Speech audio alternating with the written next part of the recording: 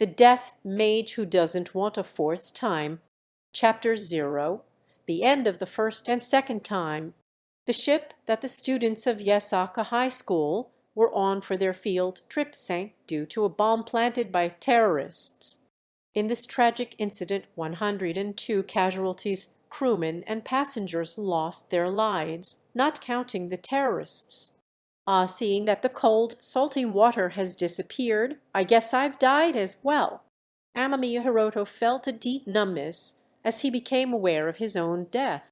He was in a faintly lit place, and there were a lot of other people gathered here as well. It wasn't as simple as floating in the Sanzu River with beautiful fields of flowers awaiting them on the other side. But this was likely something like the entrance to the afterlife. Translator's note: the Sanzu River is the Buddhist equivalent of the river Styx. The other people were showing a variety of reactions to being dead. Some were crying, some consoling each other, and others were showing relief that their friends or loved ones weren't here with them. Hiroto, too, wanted to cry out that he didn't want to die, that he wanted to keep living, but he couldn't muster the energy to do so. In the end, I died in vain, Hiroto said. The reason he said that was that he had spotted a female classmate sitting in a spot a short distance away from him. She was Narumi. She was the mood maker of the class, known by her nickname, Naru. Hiroto had died to save her. When the ship lurched and began to capsize, Narumi had failed to grab hold of a handrail and looked like she was going to fall. Hiroto had seized her hand immediately and helped her grab the handrail, and then he had rolled down the diagonally inclined floor in her place, landed on his back against the wall, and fallen into the sea to drown. It had happened in an instant. It was not been something that he had thought about and decided on doing. Thinking about it now, it seemed like a reckless thing to do. Even so, if she had been saved by his actions, he would at least have been able to console himself. But no, I think I acted like a good person before I died, said Hiroto. Even if Hiroto died, nobody would mourn for him anyway. He had lost his parents when he was young, and he had no blood-related siblings. He had a poor relationship with his uncle's family on his father's side, who had adopted him. He had even been told, "Get out after you graduate high school." He didn't have any friends or a girlfriend. His uncle would be receiving the remainders of Hiroto's inheritance from his parents and condolence money for this incident, so he could consider the favor of adopting him as having been repaid. In fact, it was more than enough repayment considering his uncle's abuse. The clear discrimination from his own biological children, the way Hiroto had been treated until now. Translator's note: in Japan, people bring gifts of money to funerals to show their sympathy to the family of the deceased. This is known as condolence money. His dreams of the future had only consisted of something vague like become happy. It would be fine if that dream would be granted in heaven. At the very least, his uncle and that family wouldn't be here. However, reality was irrational and not so lenient. You souls who have lost your lives once already, you have been chosen. I will now grant you special power, a new destiny and new fortune. Using these, I wish for you to live new lives in a world separate from the earth you lived on, said God. Gods were probably those kinds of beings. A mysterious person with a halo over his head appeared and made this declaration to the people here. It seemed that instead of heaven, what awaited them was the endless circle of transmigration. They were further surprised at the news that they would be reborn into another world. Translator's note: to be more descriptive, transmigration is the circle of birth, death, and rebirth. This term is repeated later on in the chapter, so I'll be using this shorter term. Of course, you may refuse my request.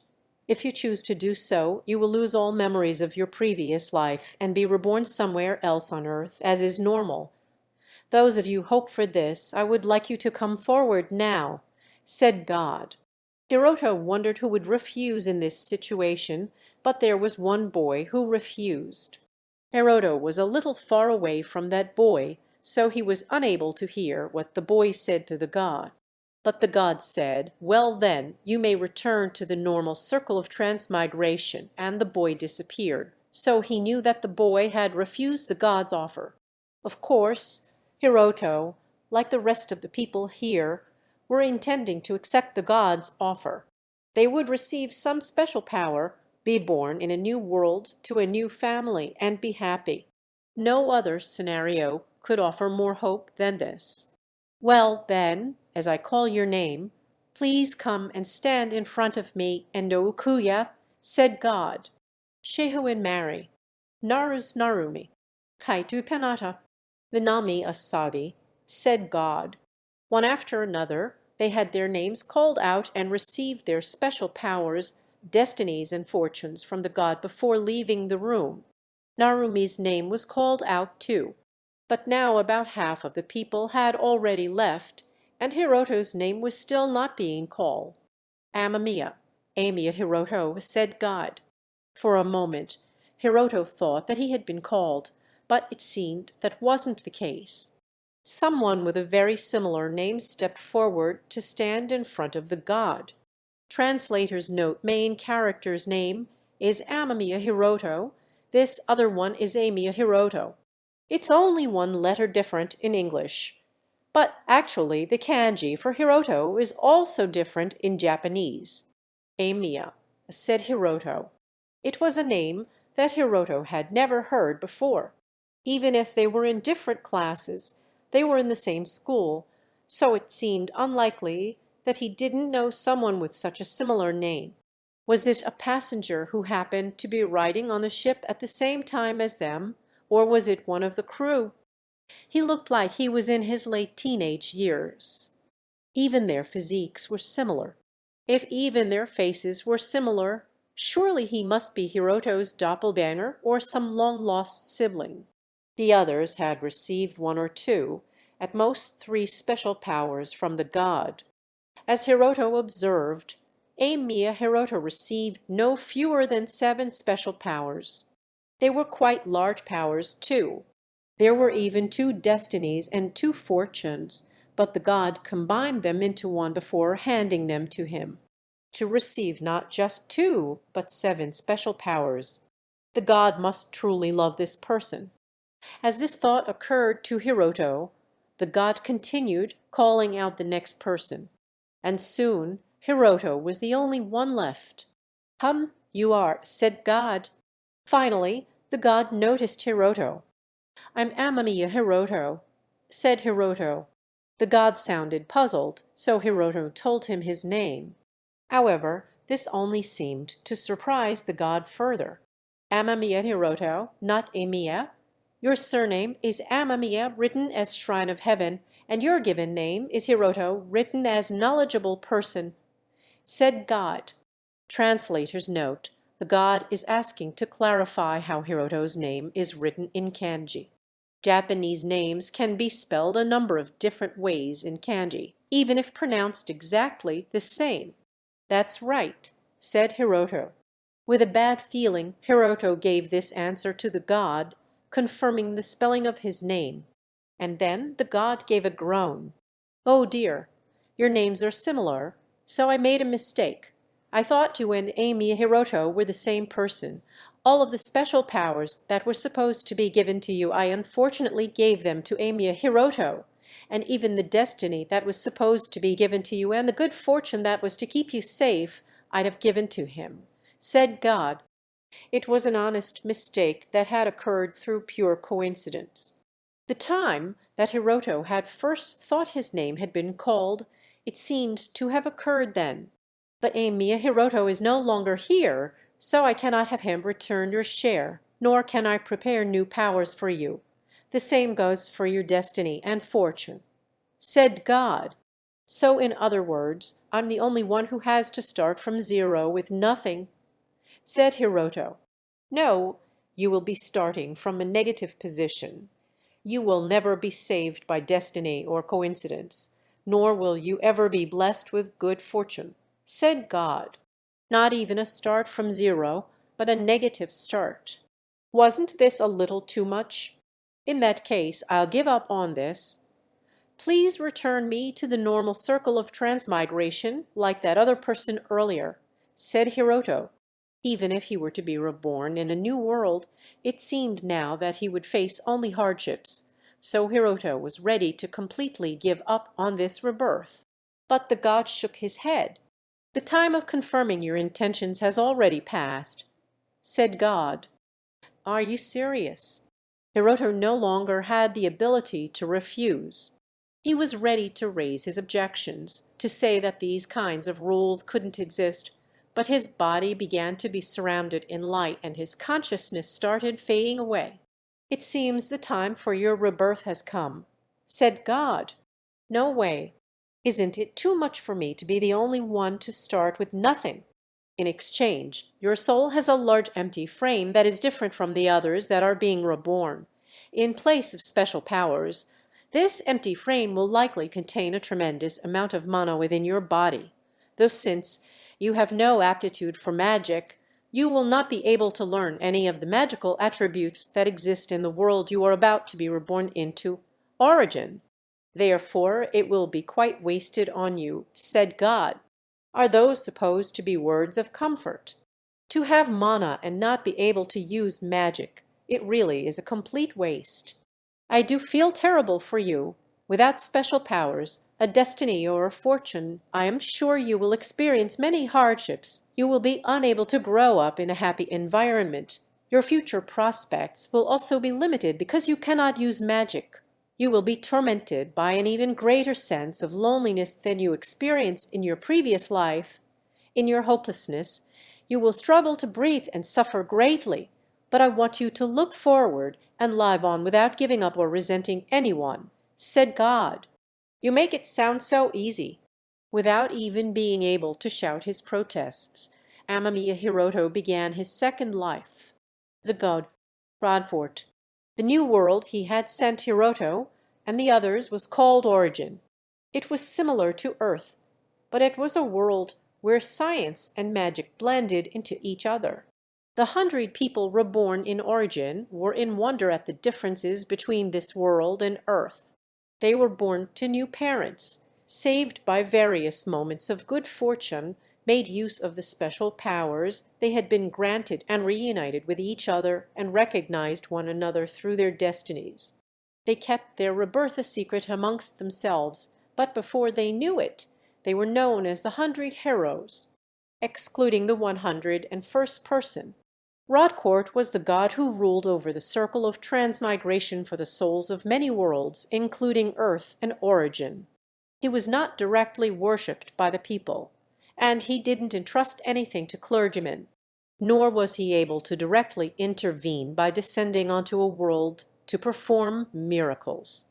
What he was capable of doing was controlling the circle of transmigration of souls and, very occasionally, altering it. However, he had almost never made any alterations to the circle before. This was because the system of the circle of transmigration was very well made. There were almost no situations that required Rodcourt to adjust it. However, a problem had occurred recently. The circle of transmigration for one of the worlds that he managed was slower than those of the other worlds. While the other worlds were proceeding as normal, this problematic world had come to a standstill for quite some time. Magic, martial arts, literature, science, engineering, art, cuisine. A repetitive pattern was occurring in a wide variety of fields where development would happen, but then be lost soon after. The countries repeatedly went to war with one another. 1,000 years passed with no progress to show for it.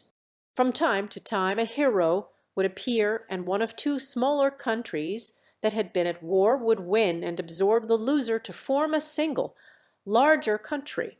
But such larger countries were unable to unify properly and eventually divided, giving rise to conflict once again. Even when countries were able to maintain peace between each other, incidents like the appearance of powerful demons caused even greater casualties than war. There existed gods who directly controlled that world and led its people. However, to protect the world from a demon king who had previously appeared in another world, they had to summon heroes from other worlds and fight the demon king together with them. Ever since then, they had been unable to regain their former power. It was necessary for this world's advancement to continue through any means necessary. It was currently in a state of stagnation, but one event could trigger a sudden decline in development. As the world declined, fewer souls passed through the circle of transmigration, posing the danger even for Rodcourt. As Rodcourt wondered what to do, he heard rumors from gods who managed other worlds. The rumor was that if you took a soul from another world that retained all of their former memories, bestowed cheat-like powers upon them, and had them reborn into a world, that world would develop in a good direction at an alarming pace. It was a rumor that he wanted to believe in. It seemed absurd to think that a single person with memories of their past life and cheat-like powers could have such a large influence on an entire world. Even so, it was worth testing. In the problematic world, the gods had summoned several heroes from other worlds to battle the demon king. It was a direct summoning of living inhabitants of other worlds, so they had not received divine gifts such as cheat-like abilities. Even so, they were victorious against the demon king. Furthermore, most of the heroes lost their lives in the battle, but even in their short time on this world, they had made a lasting impact. And there would be no better time to test this rumor than now, when there were no demon kings or evil gods. With no events like battles between gods and abnormal beings that could challenge them, if heroes were granted cheat-like powers, they would surely have an even more profound impact on the world's development. Fortunately, using his position, Rodcourt could feed the souls of the dead back into the problematic world, causing their rebirth into that world as many times as he desired. It wasn't a difficult task to have them retain memories of their previous lives, either. As for the cheat-like abilities, he could prepare them by using his ordinary god powers that he had been saving. However, he was uneasy with the idea of reincarnating only one person, just in case he should use 100 people. And with good timing, just as Rodcourt had finished his preparations, around 100 Japanese people died. According to what he'd heard, they were inhabitants of an island country with advanced knowledge of science and economics as well as a peculiar culture. With nobody around to object, Rodcourt decided to exclude the souls of the evil people from among those of the Japanese people who had died on the ferry and reincarnate the rest.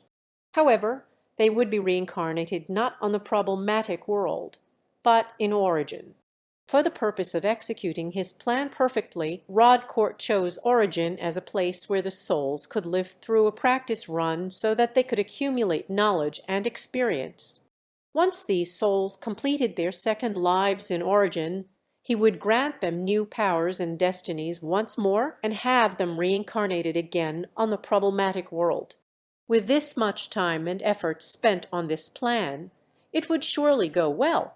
However, not being used to having to do such tasks, Rodcourt had made one small error. Even a god could not predict that this error would cause his expectations to come crashing down one day.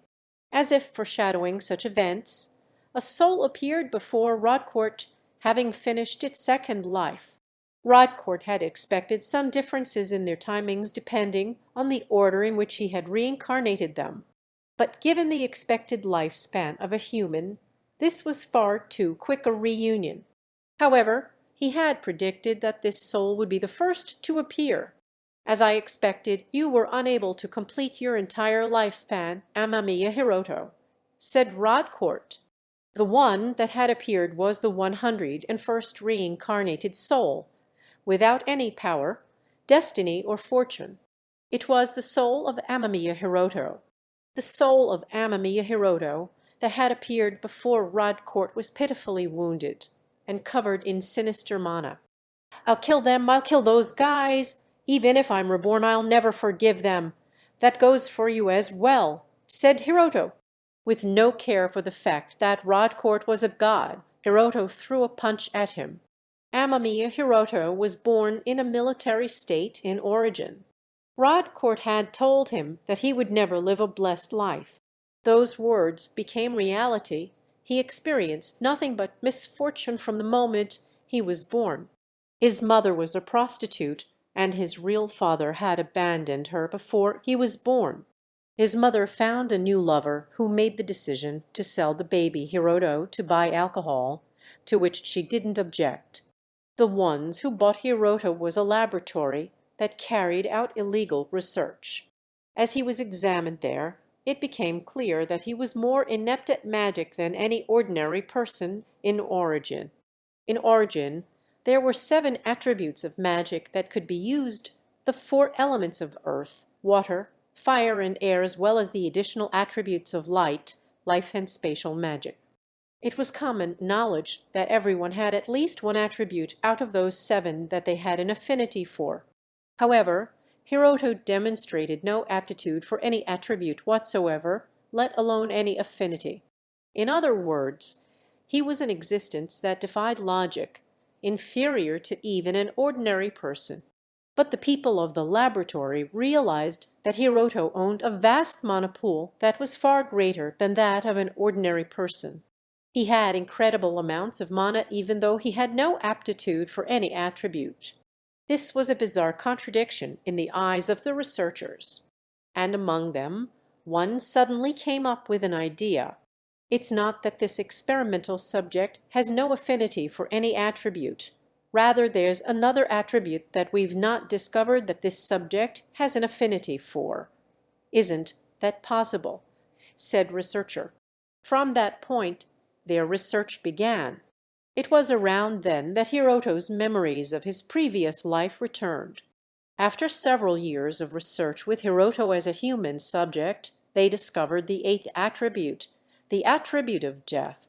The researchers had Hiroto learn the death attribute magic that they had discovered and reconstructed his entire body, including his brain, to continue their research and experiments. Dei, said Hiroto. However, the circumstance is that Hiroto was ended with one word. When he had regained his memories of his previous life, his body was filled with explosives. His life had been taken hostage. And around him were the researchers that viewed him not as a human being, but as an experimental animal. Hiroto no longer needed basic education such as language or how to read and write, but he had no freedom whatsoever. Not only that, if he showed any signs of rebellion, he would receive an electrical shock and be left convulsing on the floor. He spent his days eating food that was nutritious, yet more plain than food fed to prisoners, and doing exactly as the researchers instructed him to in whatever experiments they desired to carry out. Even though he had awakened his ability to use death attribute magic, he couldn't leave the laboratory.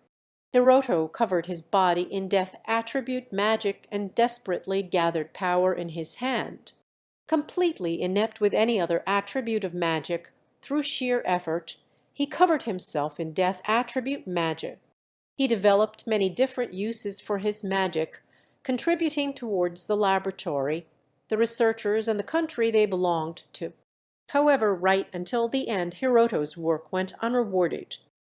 This was because the researchers were aware of his usefulness to them, but they also feared his insubordination. As Hiroto's usefulness increased, this fear also grew. The explosives in his body were buried not only in the heart, but also in the brain. His torso housed a GPS to prevent his escape. His right eyeball was been replaced by an artificial eye containing a special camera, and a listening device was planted in his mouth and ears to catch even the smallest whisper. His food intake was limited so that he would never have more physical strength than necessary. His room was small, and he was never allowed to leave it except for experiments. To make him more able to use death attribute magic, to increase the size of his mana pool, they reconstructed his body for a variety of reasons. In order to ensure that he wouldn't somehow make an ally to plan an escape or rebellion, the guards who watched him and the operator that gave them direct orders were rotated often so that he wouldn't be in contact with any individual in particular for an extended period of time. And finally they carried out an inhumane procedure on his brain, cutting off his control over his body's mana and making him their puppet. At this time Hiroto wasn't even 10 years old, and from this age he spent over 10 more years in this hell where he couldn't even move a single finger of his own accord. Even after about 10 years of this situation, Hiroto's mind did not cave in. A reason for that would be the souls of the dead that had been attracted to his affinity for the death attribute, who whispered comforting words to him. Another reason was that he had hope that they would come to rescue him from this hell. However, Hiroto died. He was unable to withstand the reckless experiments carried out by the newer researchers who were trying to surpass the results produced by their predecessors. It was ironic that through death Hiroto regained his freedom. Through the death of his body, his soul regained its control over his mana. Hiroto turned his own body into an undead to go on a rampage, fueled by his hatred. He tore those who had toyed with his life to pieces, and squeezed the researchers that begged for their lives as if they were pieces of wet cloth.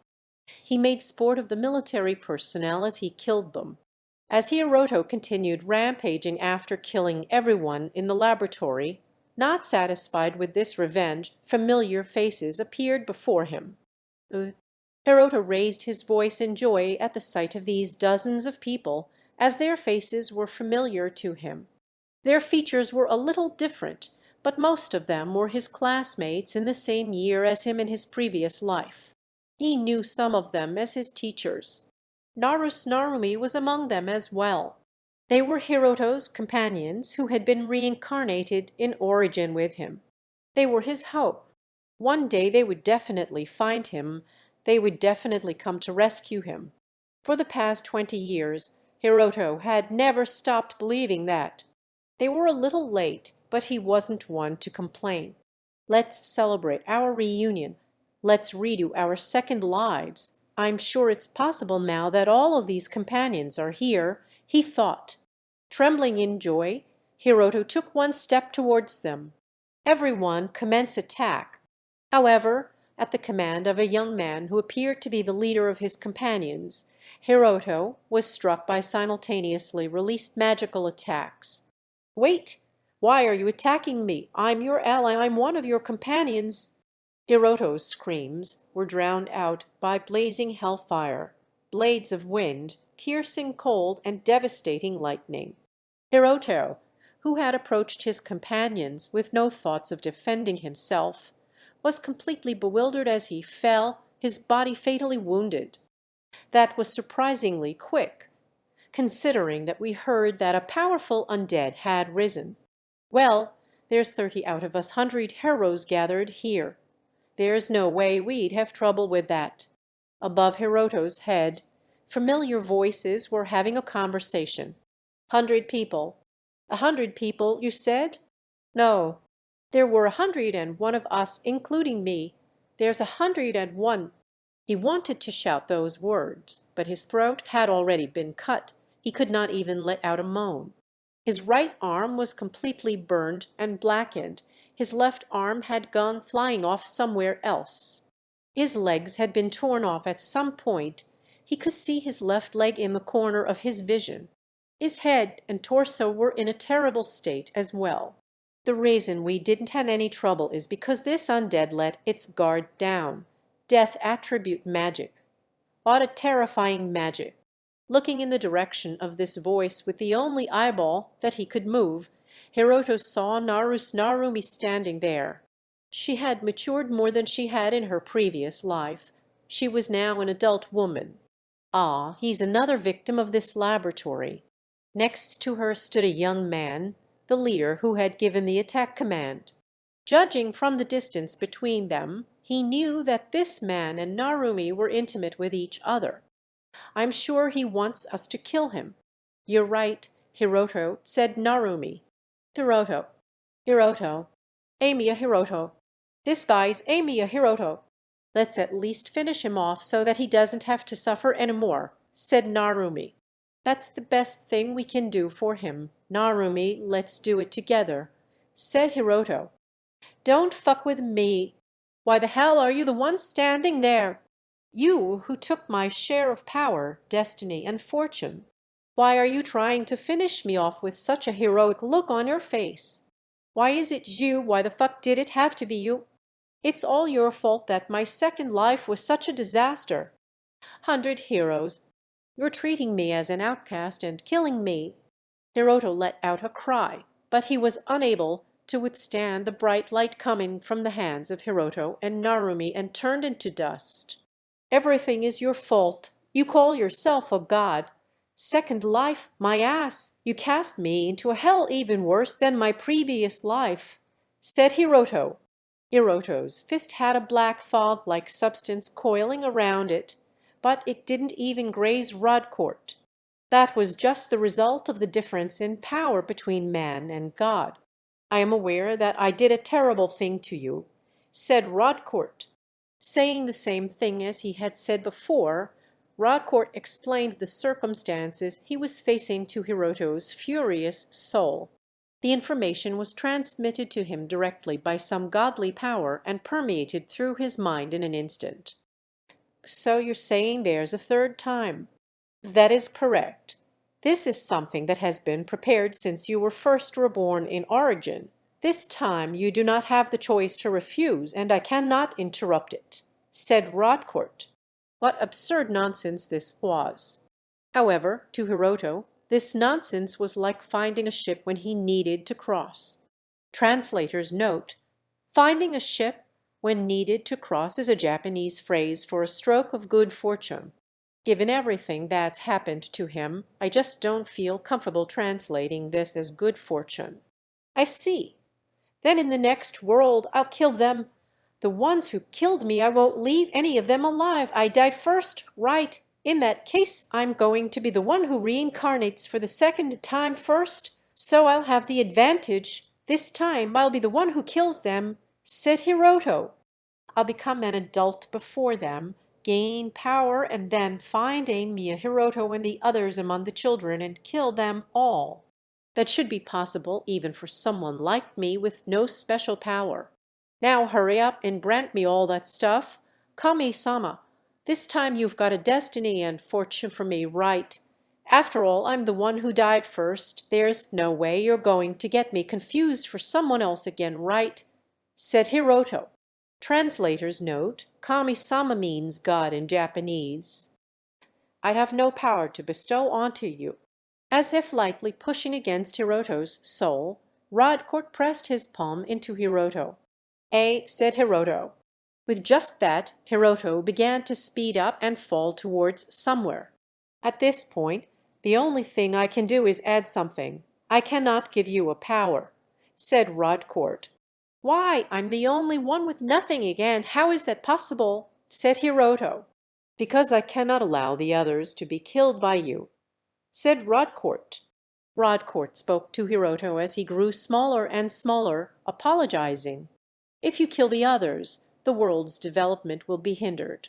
Your death on origin was the product of a great amount of misfortune. The same goes for the fact that Amy, Hiroto, and the others were unaware of your existence, even until the very end.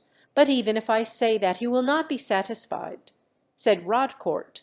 After Hiroto had died on the ship, before he was reincarnated, he had been standing at the edge of where all of the souls had gathered. Because of that, no body had seen Hiroto. Furthermore, there had only been one person to refuse to be reincarnated in a new world. And the final point was that he had been the very last person to be reincarnated. Because of these things, Amy, Hiroto, and the others had explained his absence by thinking he must have somehow survived and didn't die with use, or must have refused to be reincarnated like that other person. In addition, the repeated experiments on Hiroto's body had changed the shape of his face completely, to the point that Narumi hadn't even been able to recognize him. All of this misfortune was caused by my own clumsiness. I wished for you to look forward and live on without giving up or resenting anyone, but unfortunately you were put on a path that made that impossible. Through your discovery of death attribute magic and development of new magic, you contributed towards Origin's advancement. I hope that you can forgive me for being unable to repay you in any way and forcing you to endure a third life of misfortune," said Rodcourt. But even as Hiroto's soul grew more distant, Rodcourt could feel Hiroto telling him that this would never be forgiven. "Therefore, all I can do is to have you give up on your foolish revenge before you can commit any sin and hope that you will quickly end your own life," said Rodcourt. And then, in the palm of Rodcourt's hand, something like a ball of slime appeared. In the next moment it hit Hiroto's body. "Ah!" said Hiroto. As Hiroto screamed in agony in response to the violent pain, Rodcourt spoke. "This is a curse. It can never be lifted. With this curse you will never be able to gain new powers even in this new world. However, I promise you that for your fourth life I will erase all of your painful memories and return you to the normal circle of transmigration," said Rodcourt. With no time to object to Rodcourt's undesirable promise, Hiroto's mind went blank.